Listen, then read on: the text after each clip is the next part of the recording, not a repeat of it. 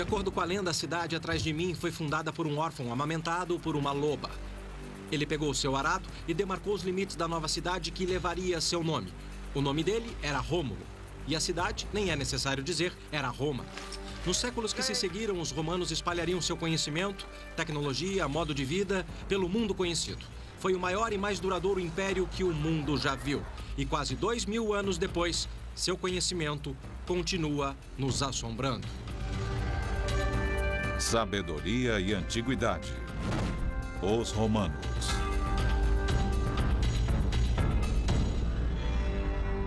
Em 753 a.C. nasceu Roma, às margens do rio Tibre.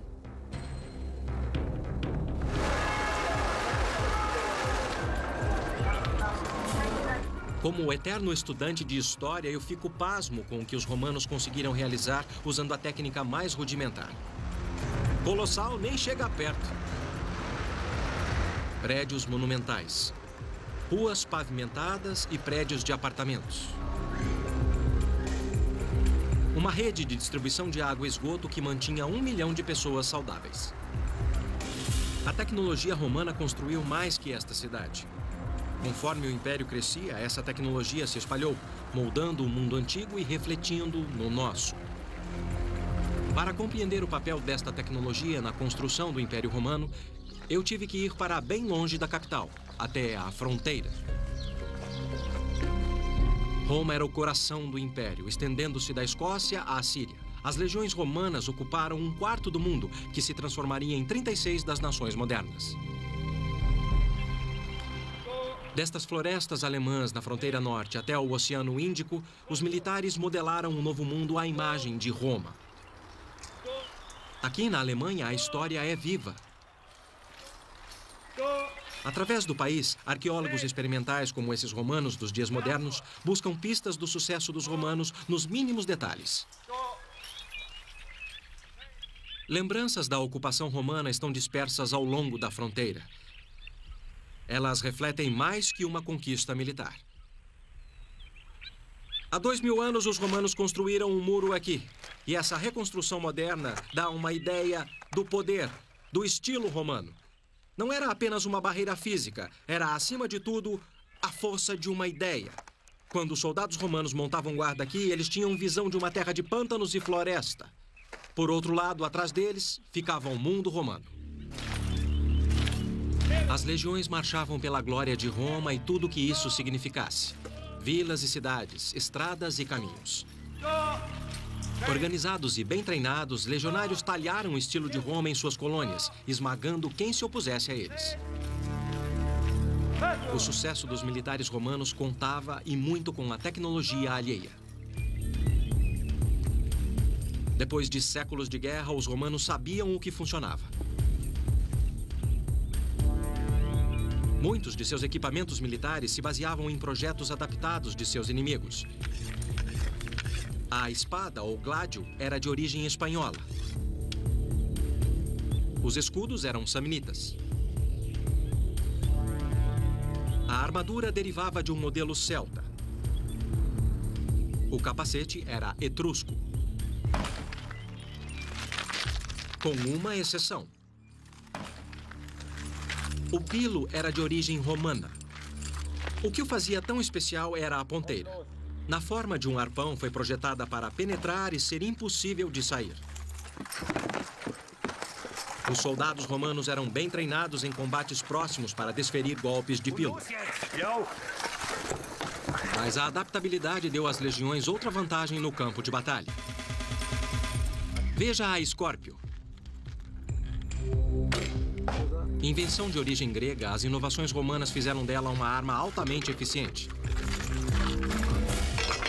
Uma corda bem torcida era usada para armazenar energia. Os romanos usavam crina de cavalo ou, segundo a lenda, até cabelo humano para gerar mais energia. Contendo um mecanismo de catraca refinado para controlar a tensão da corda e calibrar a elevação, a versão romana era extremamente precisa. Organizados em tropas, os soldados romanos podiam provocar mais mortes que as tribos bárbaras que enfrentavam.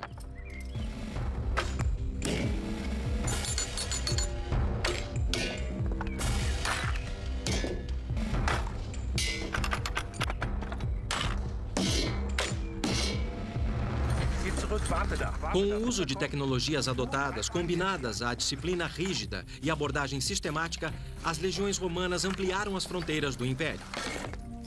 Os romanos sabiam como traçar linhas. A linha foi um símbolo e instrumento de seu império. Esses romanos dos dias de hoje, atrás de mim, são entusiastas que tentam recriar o estilo de vida da 32ª Corte de Voluntários. E eles estão aqui porque esse é Saalburg, antigo forte na fronteira do mundo romano. Aqui fica uma das mais importantes linhas que os romanos fizeram. Os romanos usavam rios e costas para demarcar a linha entre seu mundo e o inconquistado. Mas na Germânia Central, as tribos locais resistiram bravamente à lei romana. Então eles construíram uma fronteira que cortava 560 quilômetros de florestas e colinas, uma obra extraordinária da engenharia antiga. Devia ser mais difícil subir de armadura. No entanto, eu subi apenas um dos monumentos históricos mais admiráveis da Europa. Este é o Limes, o muro divisório que marcava a fronteira do Império Romano. Enquanto hoje ele pode parecer um grande monte de terra, ele é de fato um dos monumentos mais espantosos da engenharia e habilidade construtiva. Existe um muro reto que percorre 104 quilômetros com um desvio de apenas 76 centímetros. Você ou eu achamos difícil cortar um papel de embrulho natalino em linha reta. Mas os romanos podiam construir um muro por muitos e muitos quilômetros e deixá-lo tão reto quanto uma flecha. A pergunta é, como eles faziam? Os agrimensores romanos usavam um instrumento emprestado dos gregos, o groma. Um braço giratório com uma cruz de madeira. Pendurados nas 4 pontas, 2 pares de prumos. Os agrimensores olhavam através de um par para projetar uma linha reta. Os assistentes colocavam marcadores. Olhando através de outro par, os romanos estabeleciam um ângulo correto e assim eles projetavam suas cidades. Era uma aplicação inspirada de um princípio básico. Embora as ferramentas tenham mudado, o conceito de visualizar vários pontos para criar uma linha reta ainda é a ideia básica por trás da agrimensura moderna. Quando a linha estava demarcada, destacamentos especiais de engenheiros começam a construir os limes. Constantemente alerta com os bárbaros, eles limpavam as florestas e construíam fortalezas. A cada 720 metros, eles construíam uma torre como esta para a comunicação rápida no caso de um ataque. No fim, havia mais de 1000.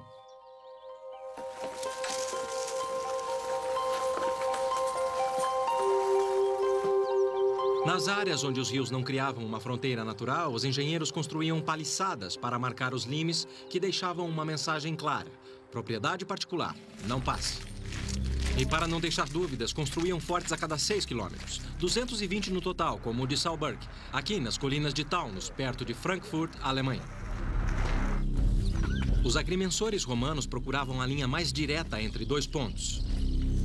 Ao seguir esta regra, eles construíram uma das conexões mais rápidas da história antiga. Eles construíram uma vasta rede de estradas. Muitas delas eram muito sólidas. Estendendo-se das fronteiras mais distantes até Roma, as estradas eram as veias e artérias que alimentavam o coração de um império crescente. Ao olhar de perto o trecho de uma de suas técnicas de construção mais lendárias, você fica admirado com o desafio. Os engenheiros tiveram que ser criativos e habilidosos. Quando os engenheiros romanos construíam uma estrada, construíam para durar. Esta é a Via Ápia, a mais antiga e mais famosa de todas as estradas romanas. Ela parte do coração de Roma e percorre toda a península italiana. Mais de 640 quilômetros. Os engenheiros romanos usavam pedras locais e aproveitavam o próprio formato de pedra. Eles as dispunham de modo hábil e encaixando como peças de um quebra-cabeça. Quanto mais encaixadas, maior o escoamento de água e maior a durabilidade. A construção de estradas era baseada em terra compactada com paredes de sustentação e uma vala de cada lado. Uma pequena camada de pedras e argamassa era colocada por cima. E em seguida preenchida com uma outra camada, provavelmente cascalho, e por fim acabada com superfície pavimentada.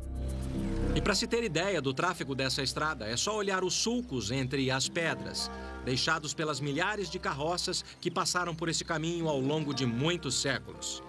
Essa era uma das artérias do Império. Elas transportaram mercadorias, ideias e ainda armas. Construindo à medida que avançavam, as legiões romanas forjaram os elos que mantinham o Império unido. As maiores estruturas de Roma eram replicadas onde quer que o modo romano predominasse. Aqui em Roma é fácil de ver como e por que seu sucesso repousava sobre outra tecnologia adotada, o arco e seu derivado, a abóbada.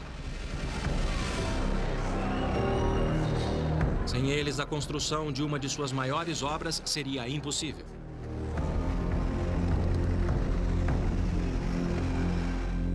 Do tamanho de um estádio moderno de futebol, as paredes do Coliseu têm altura de 4 andares.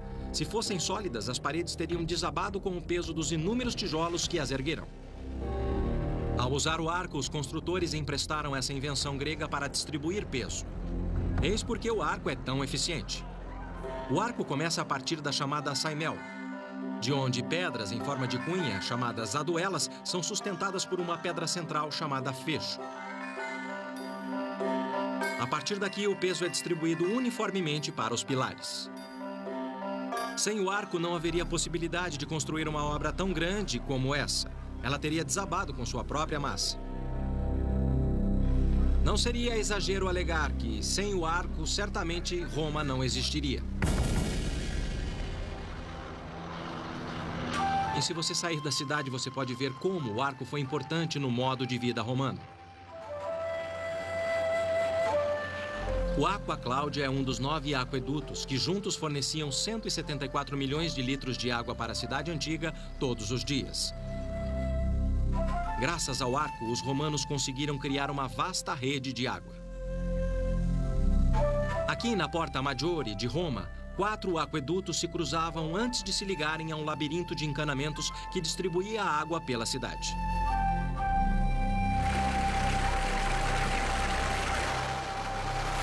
Aqui é onde o aqueduto terminava.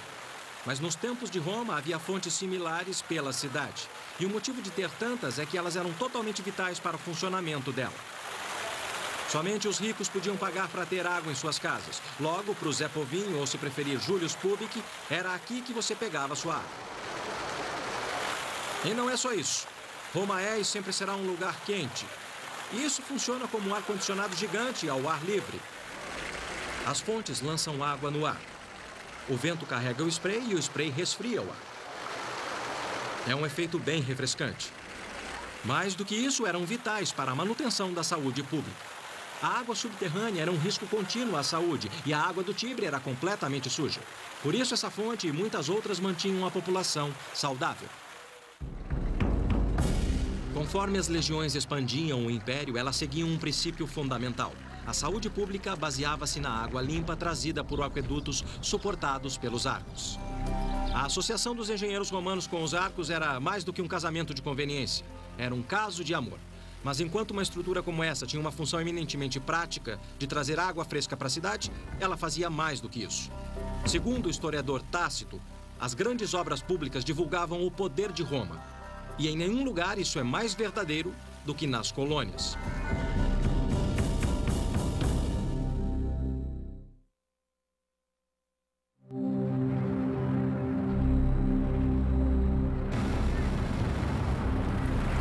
O cenário atrás de mim começa com os romanos. O rio é o Reno e a cidade é Colônia. Seu nome deriva do latim, Colônia, que significa cidade. A cidade que foi fundada aqui por ordem do imperador. Depois da colonização, construir cidades era o próximo trabalho das legiões, porque os soldados romanos eram mais do que guerreiros. A maioria tinha aprendido um ofício antes de se juntar às legiões. Por todo o império, os soldados eram os engenheiros e construtores. Depois de 2000 anos, construção e reconstrução, apenas lembranças sutis de sua história romana permanecem em Colônia. Como hoje, haviam calçadas, praças e fontes que fizeram da cidade um lar longe de Roma para os colonos. Por fim, 50 mil deles chamariam Colônia de lar. A chave era a água, mas não qualquer água.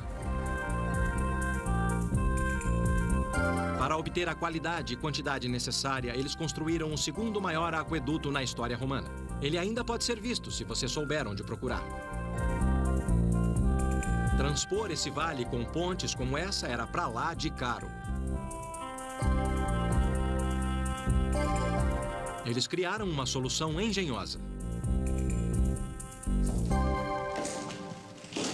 Essa coisa é uma verdadeira maravilha. Normalmente, quando pensamos em um aqueduto romano, pensamos em pontes enormes, com vãos erguidas sobre rios e vales. Mas, na verdade, eram estruturas modestas, como esta, que faziam o trabalho pesado. Para construir esse aqueduto, eles cavavam uma trincheira, margeando a colina, seguindo o contorno, mas com um ligeiro declive. Eles revestiam a trincheira com tijolos e argamassa, erguiam um arco e depois enterravam bem fundo. Tudo isso funcionava como uma geladeira gigante. A água que fluía por aqui ficava fresca e qualquer cidadão de colônia tinha sempre garantido um copo de água.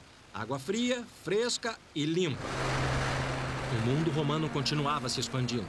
À medida que as legiões empurravam a fronteira para o norte, seguindo o Reno, eles estabeleceram a cidade mais fronteiriça, Xanten. Neste parque arqueológico, pesquisadores e fãs da história romana mantêm seu legado vivo.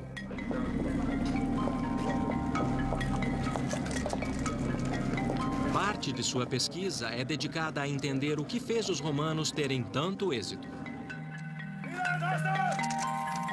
Num esforço para aprender o máximo possível sobre a tecnologia romana, eles fizeram alguns experimentos fascinantes. Como reconstruir esse modelo de uma catapulta romana chamada balista. Montar esta máquina de guerra é algo que eles fazem uma vez em vários anos. Tivemos sorte de estar aqui, embora ninguém tenha certeza se ela vai funcionar ou não. Mas uma coisa ficou clara rapidamente. Os romanos tinham muito músculo. Nossos caras precisaram de um trator. Esta é a arma de destruição em massa do mundo antigo. É uma reconstrução fiel de uma balista romana ou catapulta. E como grande parte da tecnologia romana, a invenção é grega. Mas o aperfeiçoamento da tecnologia é romano. Em essência, os princípios e materiais são relativamente simples. Um dos princípios é a tensão. E a tensão é armazenada nestas cordas, neste caso cânhamo. Mas sabemos que os romanos usavam tendões que eram torcidos e mantidos em um estado de tensão constante por esse cilindro de cobre e uma barra de aço. Essa é a tiradeira que disparava o projétil. Ela é feita de tendões como essas cordas aqui e que mantém a tensão armazenada na máquina. Ela é, se você preferir, uma enorme corda de aço que é esticada e depois liberada. A força armazenada pode ser sentida neste braço, que aparentemente era uma das partes de fricção da máquina. Era comum ele ceder e rachar desta forma. Portanto, era uma máquina perigosa para as pessoas que a operavam e mais perigosa ainda para as pessoas na linha de fogo. Nossos romanos dos dias modernos vieram preparados com capacetes e armaduras e até ordens em latim. Ballistari ad ballistam. O que faremos agora é disparar uma catapulta romana. Ansatz aperite. Agora estão tensionando. Eles têm que colocar muita força nessa coisa. Eles criam uma pressão enorme girando a manivela para trás. Intendite. O trilho recua através das alavancas que o puxam para trás. Toda vez que eles aumentam a tensão, eles conseguem calcular exatamente o quanto de força existe, contando o número de dentes. Assim, cada clique significa mais alguns metros. E mais alguns bárbaros mortos. Tá bem esticado. Essa coisa vai disparar como... Mais uma.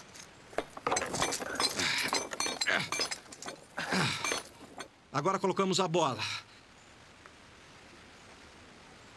É como um simples estilingue de couro. Agora vamos disparar. Vamos lá.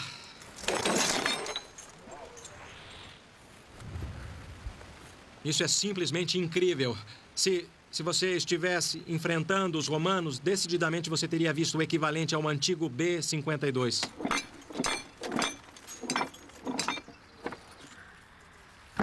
Et jactum! Essa é a versão romana de uma bala de canhão. Ela pesa cerca de 4 quilos. E esta máquina podia arremessar essa bola a uma distância de 400 metros. Nenhum exército europeu teria nada tão destrutivo quanto isso até a era dos canhões e da pólvora. Mas acredite ou não, isso é um exemplo relativamente pequeno. Sabemos que quando os romanos tomaram Jerusalém, eles dispararam bolas pesando mais de 13 quilos na cidade. Mas parte do que a tornava tão eficiente, uma arma tão mortal, era o impacto psicológico. Quando esta coisa caía no chão, por ser feita de calcário, ela espatifava, mandando uma nuvem de estilhaços nos defensores da cidade. Era uma arma de choque e de terror.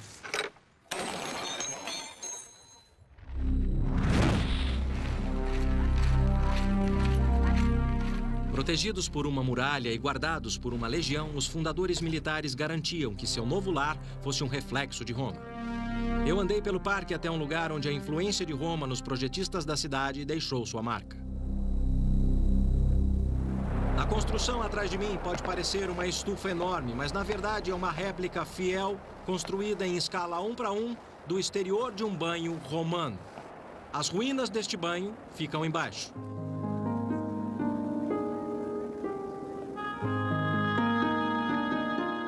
Os banhos públicos eram o coração do estilo de vida romano, e este banho aqui na colônia é projetado como os grandes banhos em Roma.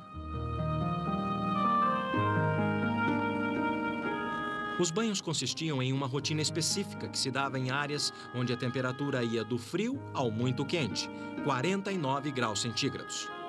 Tudo era feito com um sistema de aquecimento inovador chamado hipocausto. Eu me encontrei com o Dr. Norbert Zillen, diretor de escavação do Parque de Chantein, para saber mais sobre o sistema de aquecimento romano. O que vai me mostrar? Bom, eu quero te mostrar nosso banho. Esse cômodo é um hipocausto completo dos tempos romanos, é claro. E o que vemos aqui é apenas uma reconstrução dele. Então essa é só uma parte de um velho hipocausto que originalmente ficava na sala inteira, está certo? Está, isso mesmo. Esse seria considerado grande ou pequeno? Pode ser considerado grande. Esse é grande. E esse é um padrão de construção de hipocausto típico? Sim, é bem típico. Você o encontra em todo lugar do mundo romano. O sistema de aquecimento romano funcionava assim. Num hipocausto, que significa literalmente fogo abaixo. O ar era aquecido em uma fornalha a lenha ou carvão feita embaixo do piso sustentado por pequenos pilares. Chaminés de barro eram construídas dentro de uma ou mais paredes. E conforme o ar quente subia, tanto o chão como as paredes se aqueciam. Levava muito tempo para esquentar, mas depois de quente, permanecia quente. Então, na prática, o que está dizendo é que isso era um sistema térmico eficiente? Era, isso mesmo. Visitar o Parque Arqueológico em Chantein foi como voltar para os tempos romanos. Mas quando se trata de entender a história, nada bate a primeira experiência. Chantein ofereceu uma rara oportunidade, graças a um banho particular reconstruído. Eu estava curioso para saber o que tornava o banho romano tão especial. E quando o gerente ofereceu um banho quente em Chantein, o arquiteto do parque, o Dr. Peter Kinsler, ficou muito feliz em se juntar a mim.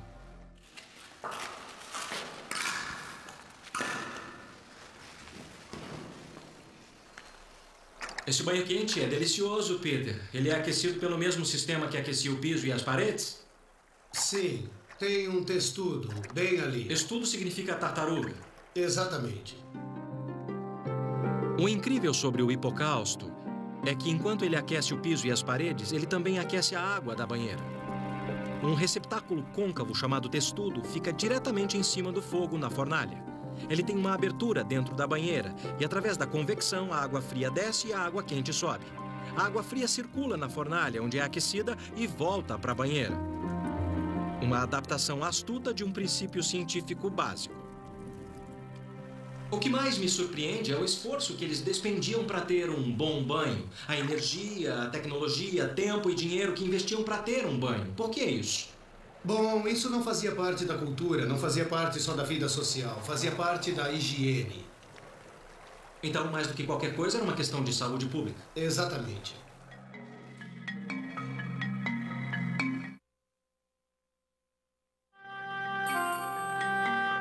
A engenhosidade romana construiu mais que banhos e aquedutos. Por todo o império, os engenheiros criaram infraestruturas para um modo de vida, uma vida de saúde e prosperidade, desconhecida em qualquer outro lugar do mundo antigo.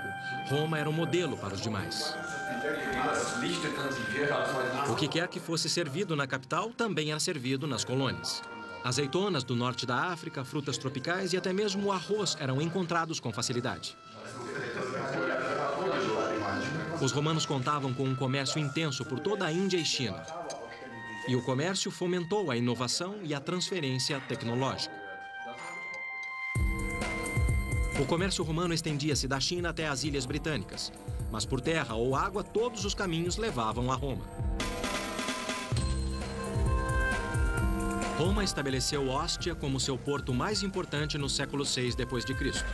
Apenas a 32 quilômetros de Roma, no rio Tibre, Ostia se tornou a primeira colônia. Nesse grande centro de suprimentos, boa vida significava bons negócios. Para seus 50 mil habitantes, Ostia oferecia todo o conforto de uma cidade romana, incluindo tinturarias, avenidas alinhadas com apartamentos de múltiplos andares, bem como um sistema de esgoto e outra conveniência romana: latrinas públicas. Elas deviam ficar lotadas. Nos mini-mercados de Ostia, tudo mudava de mãos, desde comida, itens domésticos e itens luxuosos. A tecnologia em si não o torna rico. Para isso é necessário organização, e daqui dá para ver como os romanos eram bem organizados. Este local é conhecido como Praça das Corporações, chamada assim porque cada um desses nichos pertencia a um grupo de mercadores que funcionavam como uma corporação moderna ou linha de comércio, especializados em determinadas rotas ou produtos de determinadas regiões do mundo romano. Esse nicho pertencia aos comerciantes de Cartago, que traziam trigo do norte da África. Existiam nichos para comerciantes franceses, onde eles compravam lã, outros ainda para os árabes, que traziam tâmaras, e outros luxos orientais. Produtos e comerciantes de todo o mundo mediterrâneo. Em depósitos como este, a mercadoria era marcada e armazenada. Itens perecíveis eram colocados em dolhos como este, enterrados no chão para mantê-los frescos. Uma técnica simples, mas eficiente como esta, trazia saúde para a família romana, para um mundo com olhos famintos de boa vida. E para atender a demanda crescente, os romanos começaram a pensar em escala. Em Barbegal, perto da moderna Arles, no sul da França, os romanos criaram um dos primeiros protótipos da industrialização: uma fábrica de farinha movida a água.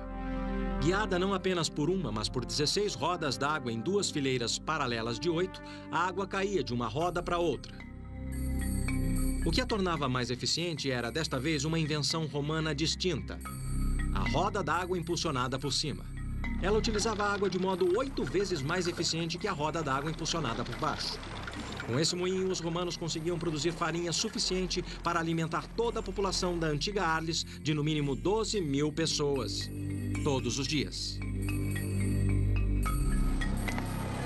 Aqui em Ostia, grande volume e baixo custo significavam mais lucros. E conforme o império se espalhava, mais pessoas apreciavam o estilo de vida romano. Mas o conceito que aumentou a produção de alimentos impulsionou uma outra indústria. Taças de argila eram comuns na Roma antiga, mas a argila impregnava o sabor e retinha odores. Absorvia óleos e fluidos que permitiam a proliferação de bactérias. Por outro lado, o vidro era inodoro, sem gosto e higiênico. Assim, quando o vidro por sopro foi descoberto por volta de 50 a.C. em uma das colônias de Roma, a Síria de hoje, o processo se espalhou pelo império em apenas 40 anos. Uma nova indústria ficou em alta. Inúmeros artefatos de vidro romanos encontrados na região de Colônia indicam que, no passado, a cidade foi o centro da produção de vidro. Comerciantes transportavam vidro de Colônia para todo o império. Logo se transformou em outro marco de refinamento do estilo de vida romano. A fim de entender como os romanos atenderam à demanda, pedimos a uma empresa de vidro de sopro para demonstrar a técnica romana. Até hoje, o vidro é assoprado praticamente do mesmo modo como os sírios faziam. Coloque uma bola de vidro derretido na ponta de um tubo longo. Assopre ar através do tubo até formar uma bolha. É aqui que os romanos introduziram uma inovação simples, porém engenhosa. Em vez de modelar a bolha com a mão, eles usavam um molde. Com um molde, uma equipe de vidreiros podia fabricar um grande volume em alta velocidade.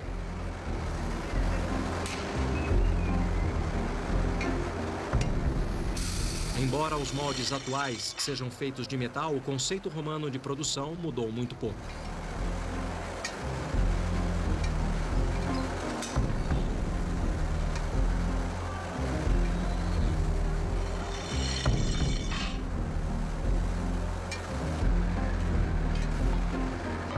2000 anos depois, os romanos ainda contribuem para atender à demanda do mercado. Mas eles fizeram mais.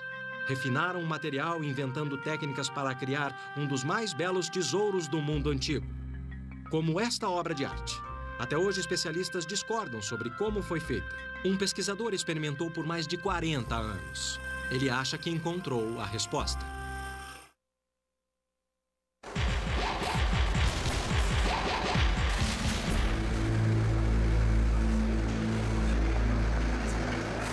Através de inovações como usar um molde na fabricação de vidro, os romanos passaram da produção artesanal para a produção em massa, muito tempo antes de Henry Ford.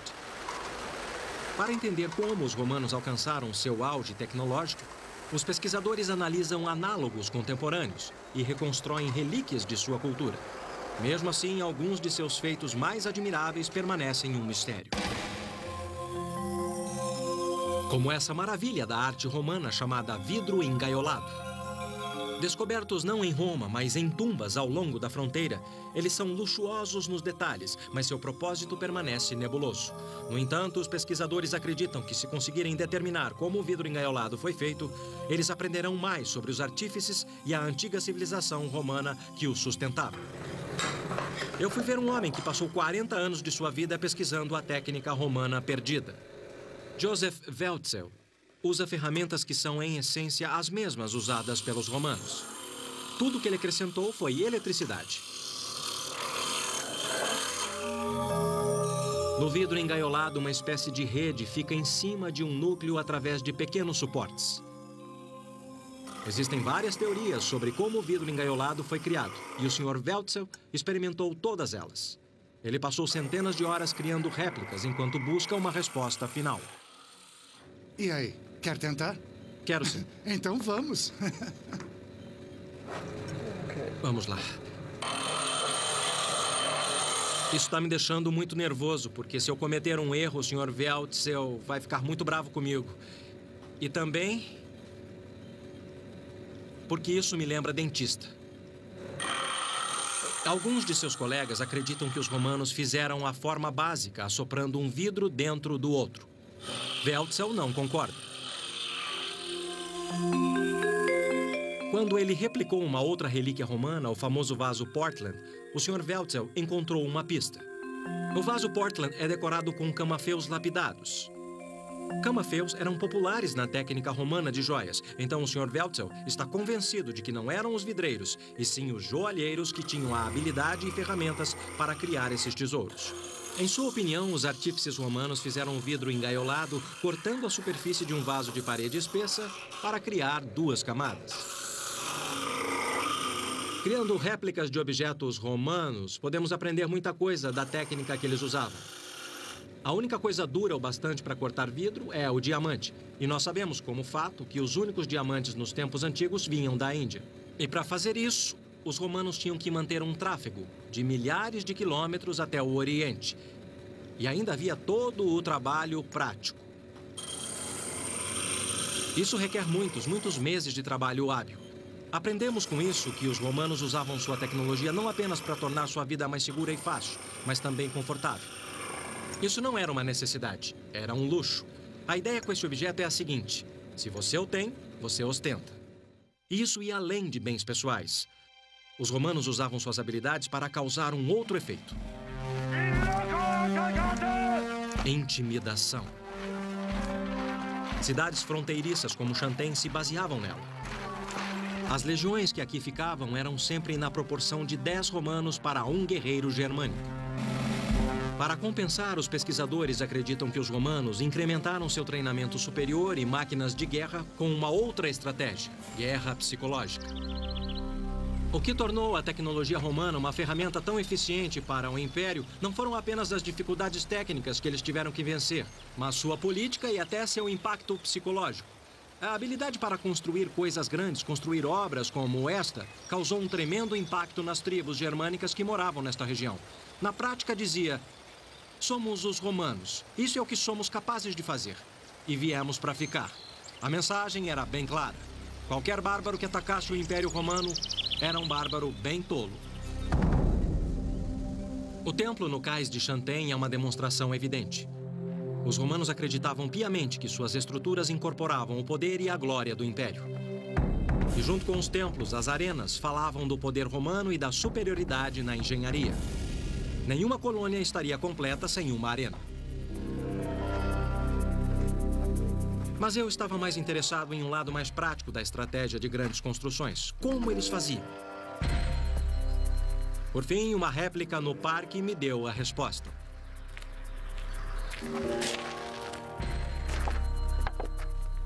A grua era uma ferramenta essencial na estratégia romana de obras grandes. Através de um sistema engenhoso de polias e manivelas, essa máquina formidável reduzia a força de sustentação a cada etapa. Para levantar 2 toneladas, as 2 primeiras polias com 5 roldanas dividiam a força necessária em 1/5. O tambor dividia a força novamente por 5. Depois, a manivela reduzia em 1/10. Assim, 4 romanos, cada um usando 1,8 kg de força de sustentação, podia erguer facilmente 1,8 tonelada de qualquer coisa, usando esta máquina espantosa. Aqui, a engenhosidade deu ao arquiteto romano muitos músculos. Com isto, eles podiam pensar e construir grande. Os construtores romanos também eram muito versáteis. Construíam o que fosse necessário com o que tinham. E isso nem sempre era uma tarefa fácil. As construções romanas tinham paredes pintadas e telhados com telhas de cerâmica. O modelo era Roma. Na fronteira, materiais de construção tradicionais eram difíceis de conseguir e caros para importar. Então, para corresponder às expectativas dos colonos de viver no estilo romano, os construtores tinham que ser criativos. O arquiteto e pesquisador Peter Kinsler mostra algumas evidências de como os construtores romanos foram inovadores em Xanten. Peter, que idade tem esta parede? Bom, provavelmente essa parede foi construída no 2º século depois de Cristo. O que podemos ver aqui é a fundação e depois a superfície externa. Então essa parede era originalmente coberta com pedras como esta aqui? Exatamente. Você tem pedras como essa, fileira por fileira, e isso ficava no meio. Por que eles não construíram paredes apenas com pedras? Bom, porque era muito mais caro e levava muito tempo. O que você faz é erguer um revestimento de pedras como esse e depois encher de cimento romano chamado opus cementitium atrás. Aqui, como em muitas construções romanas, o concreto era a chave. Eles usavam em todo lugar para qualquer coisa. Talvez o que o torne um dos maiores inventos romanos é a adaptabilidade da mistura. O primeiro e mais importante ingrediente é a cal. Então, isso é um calcário. Quando o calcário é queimado em uma fornalha, você obtém a cal virgem. Este pó. Com a cal virgem, você acrescenta água e obtém a cal extinta, ou cal apagada. O próximo passo é acrescentar areia. Ao misturar, você obtém a argamassa básica dos tempos romanos. Ela é a prova d'água? Não é a prova d'água. Em Roma, os construtores descobriram que usando cinza vulcânica das proximidades de um vulcão, obtinha-se cimento à prova d'água. Logo, sem cinza vulcânica, os construtores tiveram que mudar a mistura. Eles tiveram uma ideia esplêndida. Porque, com frequência, você encontra algumas telhas quebradas. Entendi. Você pode derreter ferro e usar uma segunda vez. Você pode derreter vidro e usar uma segunda vez. Mas você não pode reutilizar telhas queimadas. Então, o que eles faziam? Eles moíam as telhas produzindo esse material de telha quebrada, que é bem fino. Aí você acrescenta... Essa mistura tem o mesmo efeito do cimento vulcânico. Exatamente. O que você tem é uma argamassa de cal hidráulica. A argamassa de cal hidráulica é a prova d'água. Você usa em bacias, aquedutos e pode usar nas fundações de paredes. Pode não parecer muito, mas esse material é literalmente um dos blocos da construção do Império.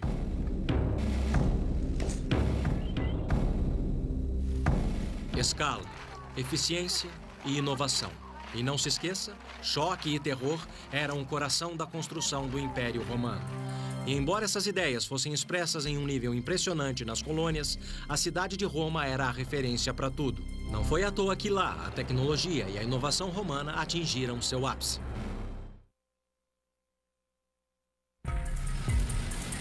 A tecnologia em si não foi o bastante para construir o Império Romano. Precisaram de criatividade.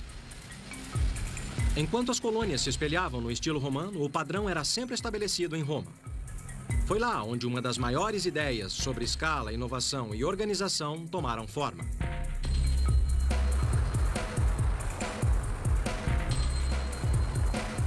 O Coliseu é o maior dos 186 anfiteatros romanos que conhecemos. E certamente o mais impressionante. Foi aqui onde a tecnologia sustentou o lado sombrio do estilo de vida romano, os jogos.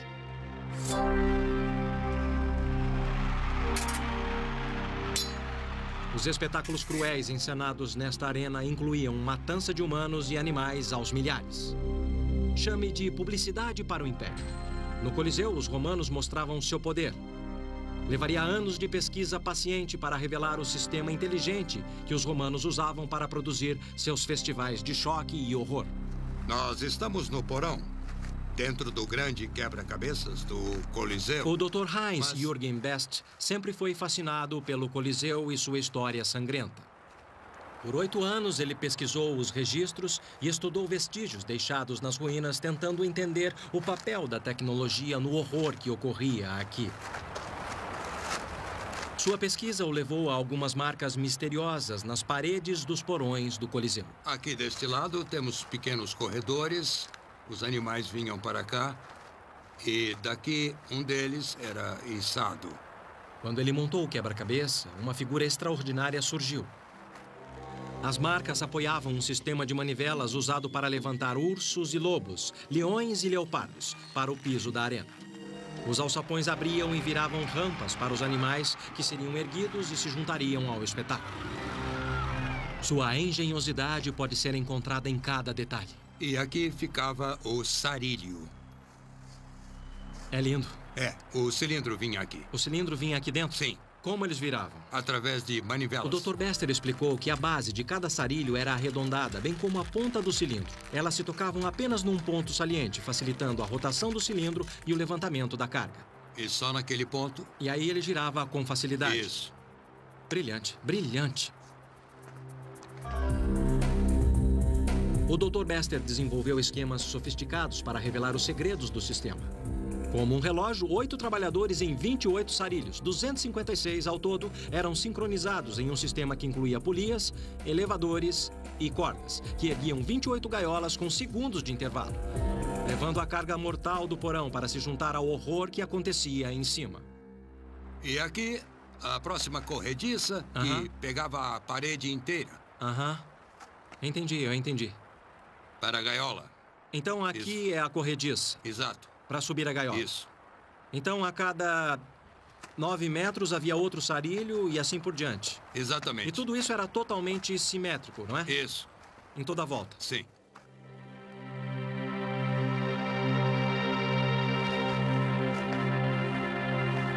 Eu nunca estive num lugar que trouxesse tanta variedade de emoções. Por um lado, este lugar é espantoso, colossal, lindo. E aí vem o pensamento do que acontecia aqui. Sangue, gritos, medo e dor. Esse porão era, digamos assim, o departamento de efeitos especiais do mundo romano. Efeitos especiais de um filme de horror. A diferença é que aqui, o horror era real.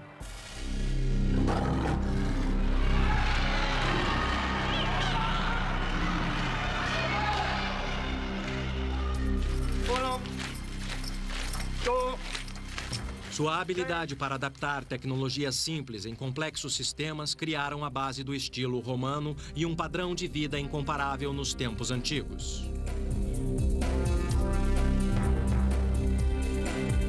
Estradas e pontes romanas ligaram e criaram o mundo ocidental. Os romanos deixaram para trás um legado de grandeza e admiração por inovações audazes. Expressando-se através da arquitetura, arte ou artesanato, os romanos nos inspiram. Ainda dá para ouvir os ecos e ver os rastros da antiga Roma. Somos todos, de certo modo, herdeiros do legado romano, seja nas necessidades de nossa vida, seja nos luxos. Neste sentido, é justo dizer que somos todos um pouco romanos.